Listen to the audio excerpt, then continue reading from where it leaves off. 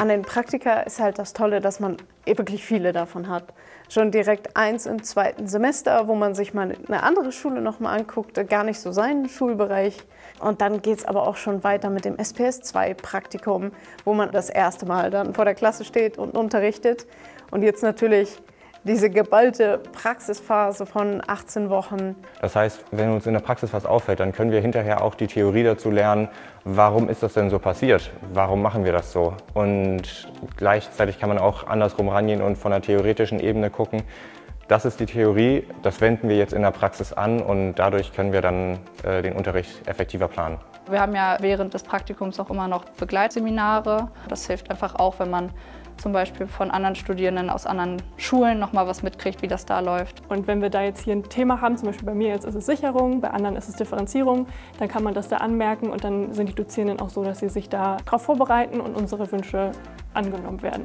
Ja, wir haben einmal das Vorbereitungsseminar, aber auch gleichzeitig dann das Begleitseminar und nachher noch nachbereitend. Also wirklich vollumfassend werden wir betreut.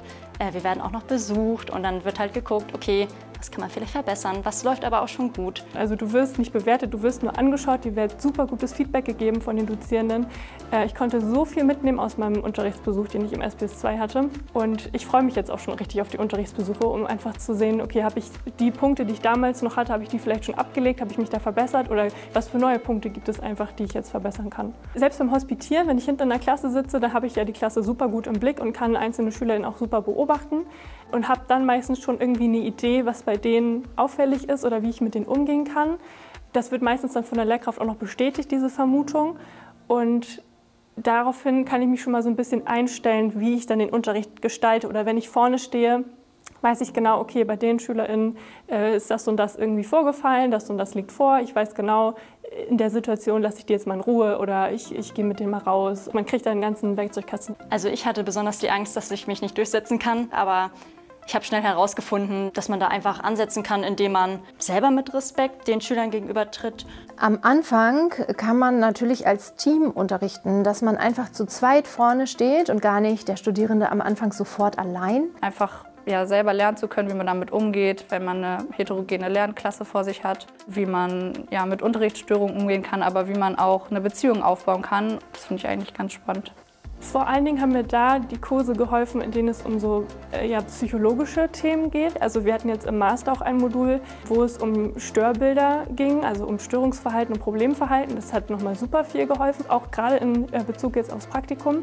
Wir geben uns hier ganz viel Mühe, offen zu sein. Studentinnen und Studenten kommen zu uns und wir vertrauen ihnen dann. Gerade im Lehrerberuf muss man einfach ausprobieren und machen, finde ich. Und da hilft es allein schon, die Routine zu haben, okay, ich stehe jetzt irgendwie 3-mal in der Woche vor der Klasse.